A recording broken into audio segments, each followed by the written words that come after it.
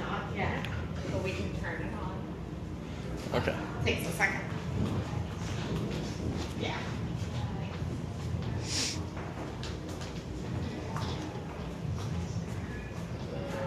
You should add milliseconds too, just to like. Oh. Alright. I think maybe, it might not even be plugged in, Caleb, to be honest. We'll just go same thing. Welcome to the Iron Yard, you guys. For anyone who has not been here yet, we are a fully immersive 12-week code school. We're actually the only code school in Tampa Bay. We offer 3 courses, 1 in front-end engineering and 2 in back-end engineering. We offer .NET and Ruby on Rails. We have over a 90% placement rate after you complete the program year within 1 to 3 months working as a developer. We're not only a coding boot camp, but we do also offer interpersonal skills and career placement services.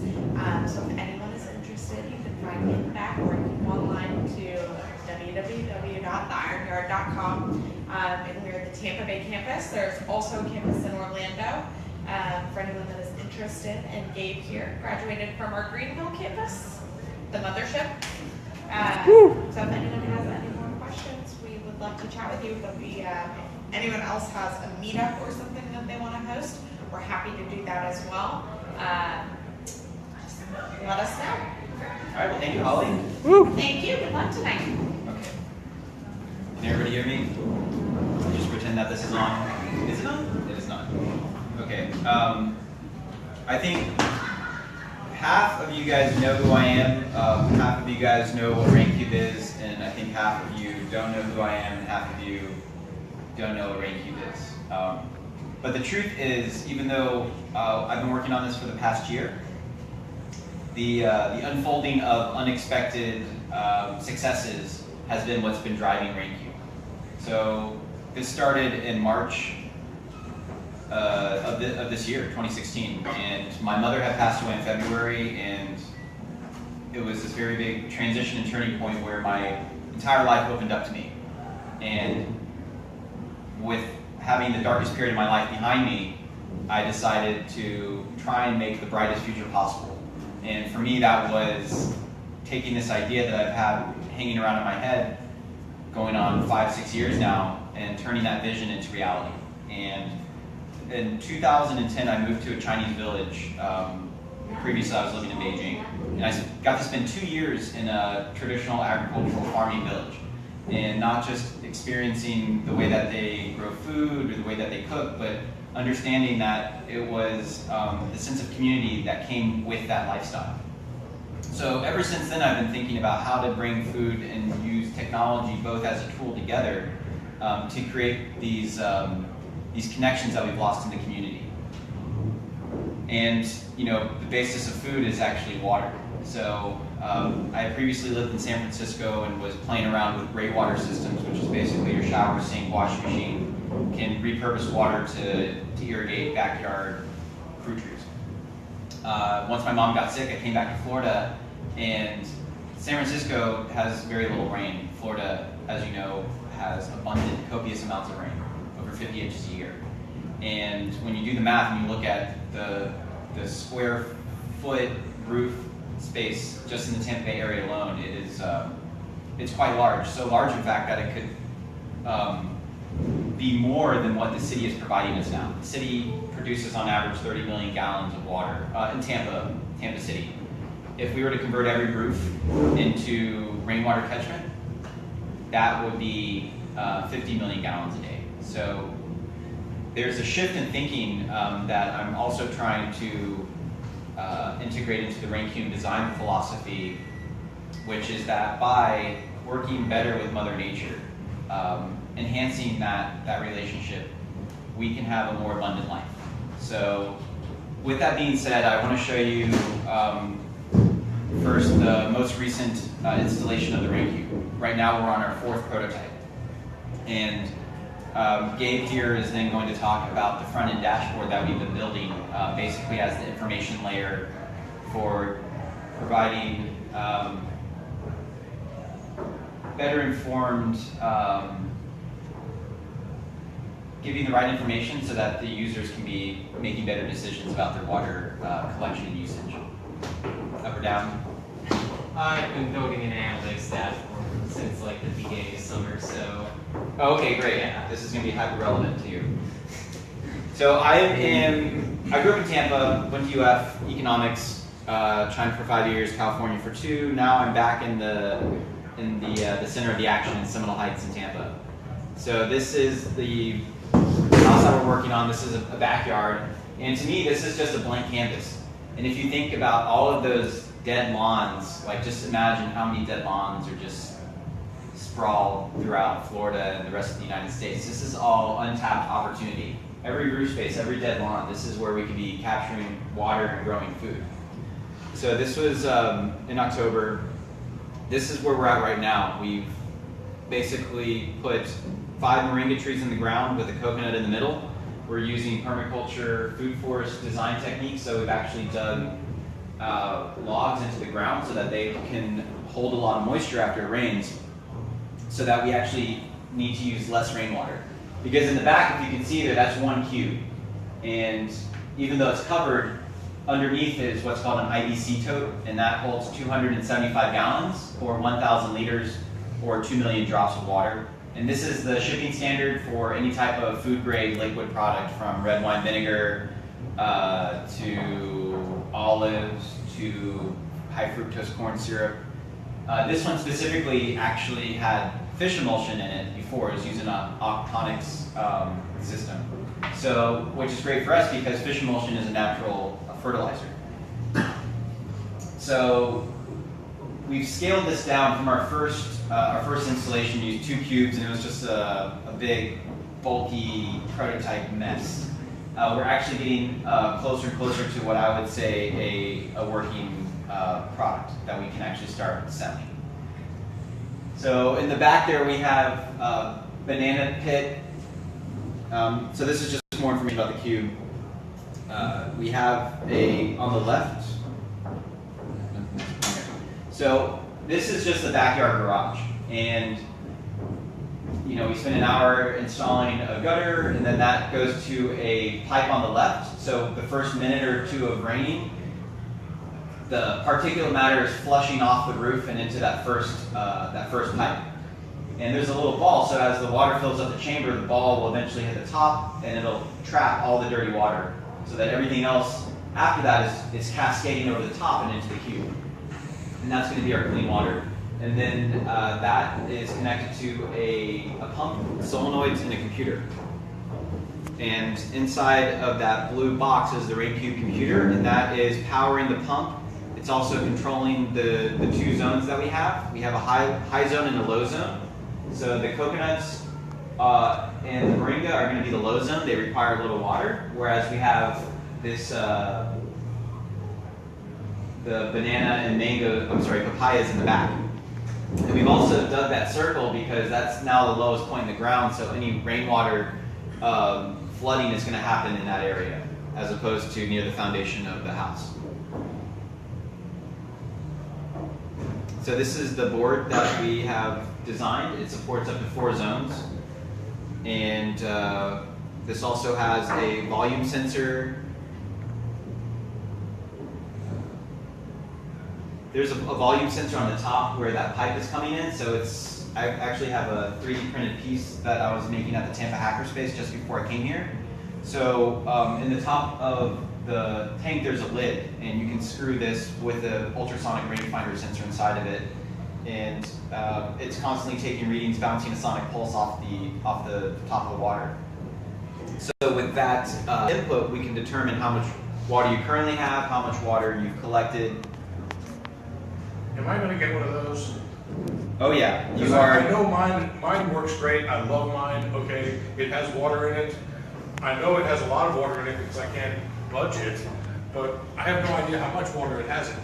So yeah, It just to give hasn't a little. overflowed yet. So the handsome young gentleman in the back there, James, is one of the very first RainCube users. So early he is that we haven't even gotten the computer shipped to him. So he's definitely one of our super users, and very happy to have him on the team because he always is bringing fresh fruits from his house. And we'll get that. And James wants to do a banana garden / outdoor shower. So now, what's exciting about RainCube is that our value is always going to be the information. So this is drip emitter line. It has a emitter every 12 inches, and that emitter will put out 1 gallon per hour. So if we're running 10 emitters for an hour, we know that we've just spent 10 gallons of water, and we can accurately measure to the drop how much water we're putting in per plant. And no other system, even if it's a lawn sprinkler, nobody else is going to provide that information on the market. So RainCube is going to be the smartest way to water, regardless if it's city water, lake water, well water, whatever. RainCube will be the most energy water efficient system out there. That's the goal. So I want to hand it over to Gabe now because he's going to show you the work in designing the front end. So this is we're going to dive into some of the code, and really looking forward to seeing what Gabe shows us. Woo! Thank you. Make sure everything's after this. Yeah.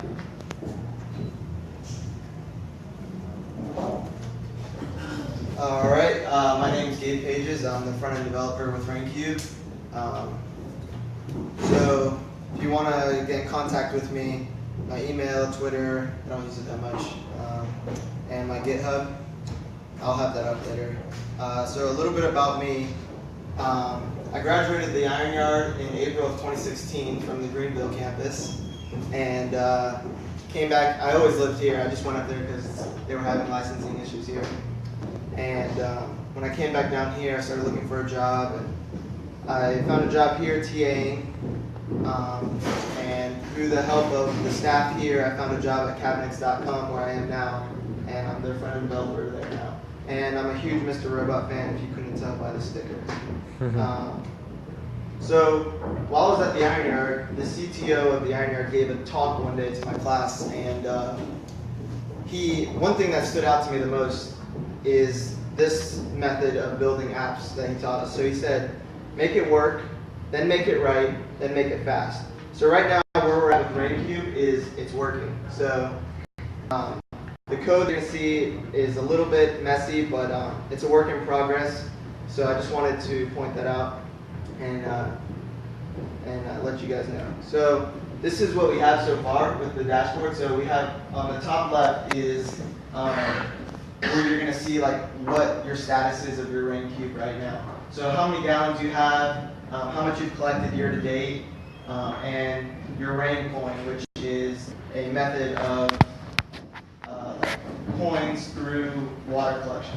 And then to the right of that, you have your 7-day forecast, which is going to tell you what the rain forecast is going to be looking like. So if you look normally on a forecast, you'd see like the temperature, but because we're collecting rainwater, we don't really need the temperature. So this is primarily just to see how much rain you're going to be getting and the type of weather you're going to be getting. So you can see the percentage of rain.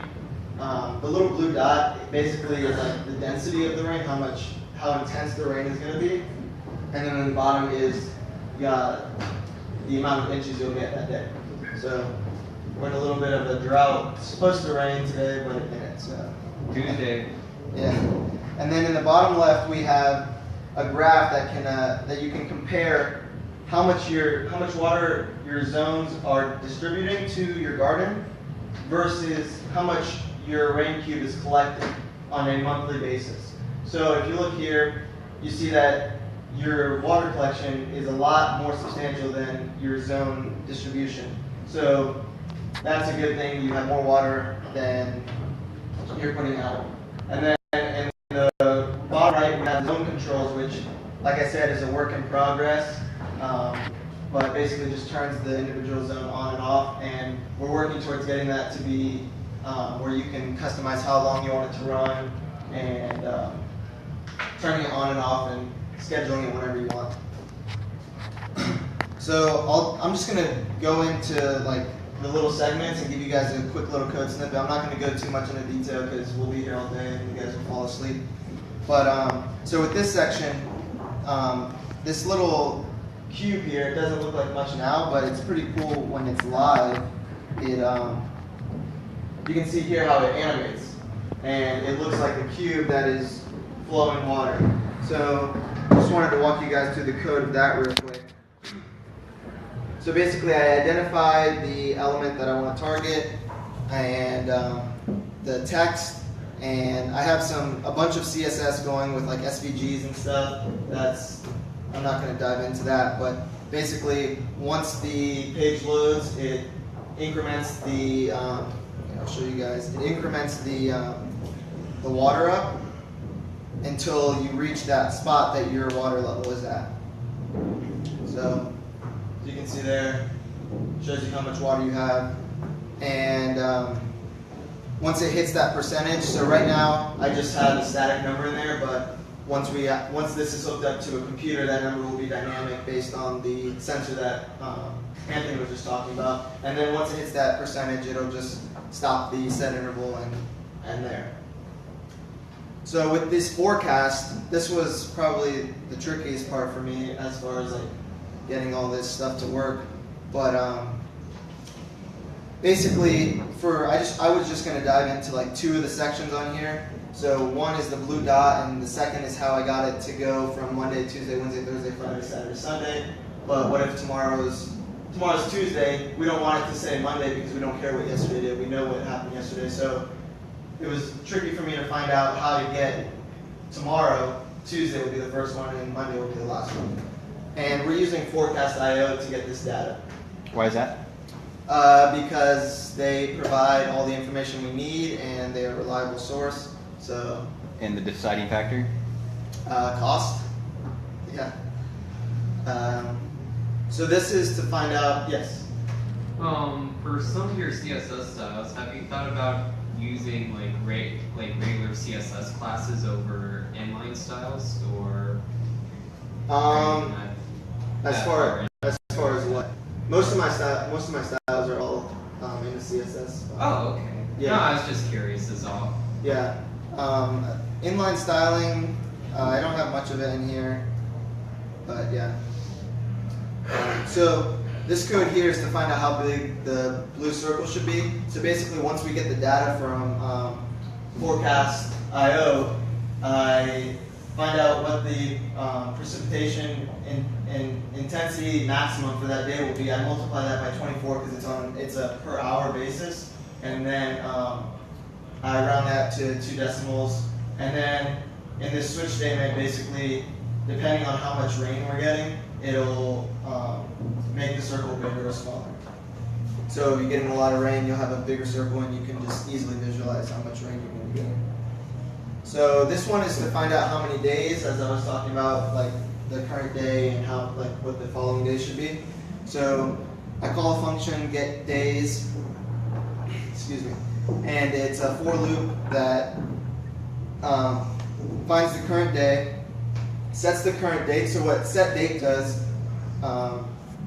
is it sets the date relative to the month that you're in when you give it that current date, and you do .get date, which will be current date .get date will return a number, and then set date will set that relative to the month that you're in, and then you add the index because you just want to add one for every day, and then you push that into an array to get your current days, but to get the day, excuse me, that you're setting, it calls a day as string to find out which one that is. And because if you set this array up 0 to 6, that's how JavaScript does .get day. It returns a number from 0 to 6. Sorry if that was a little confusing. So this graph, I used Chart.js, which is a really cool little charting framework. If you're in need of a chart, they make it really straightforward to build nice, elegant charts. So, like I was saying earlier, you can use this chart to compare how much water you've collected versus how much water you're distributing, and I'll show you guys some of the things you can do with it. So like, let's say this data is a little skewed. It looks like we're not getting like you can't really tell how much zone, if you wanted to look at a versus zone, you can't really tell because it's all squished. So you can simply click on this to eliminate that and see how much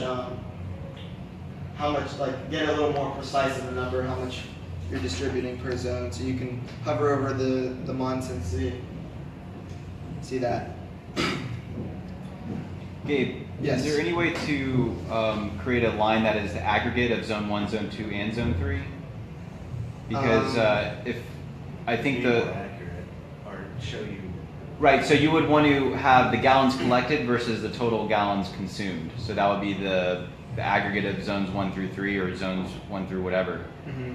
So basically telling you the difference of how much you've collected and distributed? well, there would have to be a fifth line, and that fifth line would be the aggregate consumption. So the gallons collected is your aggregate collection. Mm-hmm. So we need another line showing your aggregate consumption. Gotcha. Yeah. Because the why we're focusing in on this collection versus consumption is we want to have a balance, and we want to, because if your tank is full and it rains again and you're just overflowing, that's not really doing much. So we almost have to incentivize people to use their water. As kind of crazy as that sounds. Yeah, and do you know what plants consume more water than others? I think that would be something that you go into building your garden already knowing or doing some previous research on. And so that when you set up your zones, you know how much to set your zones to distribute water and so forth.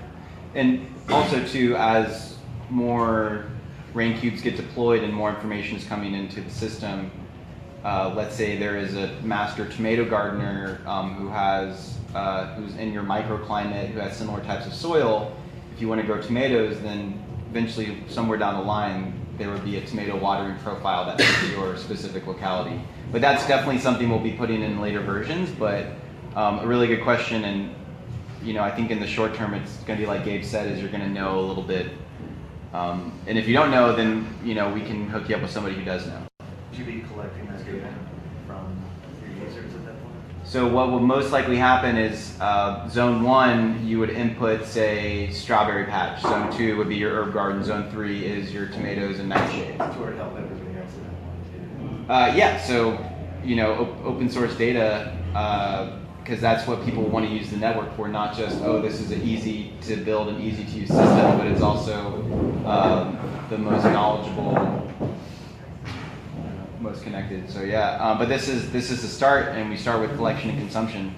Yeah, so when you create an account, you would be able to name your zones. So like you said, if you had like a strawberry for zone 1, you would name that, so it's easy for you to understand and also to collect data. Yeah, and like a permaculturist, they already have their zones, their guilds. Correct. Yeah. So they're just gonna name the guild. And the photo that I showed you, like let's say we have a moringa guild or a banana guild, and that's something that I want to work more with permaculture designers with, because if you have a guild, you're getting like 10 plants in one. So yeah. And you can determine what guilds are, your most efficient, essentially, consumption. Did you have a question? Oh, no, I didn't. Okay. So just to show you guys like how simple it is to use Chart.js, you basically just identify the target and the labels and the data set. And so here you can see how I populated and styled the gallons collected line. So they have a bunch of different options that you can put in to style it through the framework. And then the labels would be input dynamically the same way that the days of the week for the forecast were, but right now they're just in there static. And then the data would also be input dynamically once it's hooked up to a machine, and that would give you your graph. And under here, under this object, are 3 other objects for the zones to get those graphs. So, like I said, it's a work in progress. Right now it's just like you can tab through your zones and turn them on and off, but eventually there'll be a lot more control to the user as far as timers and setting dates and stuff like that. you put an individual chart in there possibly, saying you use 50 gallons? Yeah, definitely. So Another idea would be, a cool idea would be to like add in like notification messages to kind of give you like the status of your rain tank. yeah, So that's a really good point. I'm glad you brought it up because the RainCube computer is the board is compatible with both a Wi-Fi module and a GSM cellular module. Yeah. So if we're playing with SIM cards, we can actually set it up so that you can be receiving text messages to your phone from your system, or you could be sending text messages to your system to do some type of command. But then also having the dashboard interface. Yeah, exactly. You know, just something that pops up and says like, "Oops, you know, something went wrong with your rain tank." Go Well, check it. so and the thing is with rainwater catchment is you have to maintain the system. You have to be you know, after it rains, go and, you know, clean out the filters. So having a notification system that reminds you to do that, or maybe rewards you for doing it, or sending a notification to somebody in your neighborhood come and clean for you because you'd be out of town. But definitely, I think that's going to be a huge. another possibility development. is like having like a bot, kind of like a Slack bot or something, and Yeah. like you can RainCube, text do you it, let me? You can message it, and be like, hey, how much water do I have? What you I doing gotta in my say, waters? cleaning mine was really easy. Once it finally ever in hell rained, all I had to do was just brush it. So easy. It works with the forecast too. It's like, hey, it's about rain, you're at 90%. Yeah. You might want to Exactly. use some water. It sees that the rain's coming the next day. Now, and I have seen that City of Los Angeles is trying to institute like a citywide internet-connected rainwater harvesting system. And one of the functionalities that they wrote about was if there's an incoming rain and your rain tank is full, then you would do call it purge, or you just kind of pump some water out to create more space. But then again, that's it's a centralized top-down organization. So I think with the rainwater, because you can't, like, it's an interesting facet. It's even different from solar, but it's very unpredictable. So the more information you have, the more adaptive you can be to the changing weather. Yeah. So, if you guys have any questions or comments, we're definitely open to suggestions with work progress, and there's still a lot to be done here. So, and we're trying to tailor it to users. So, if you guys have suggestions on how you think this could better or better functionality on my part, just let me know, and we'll do that. Well, thanks, Gabe. Great job, man. Woo! Yep.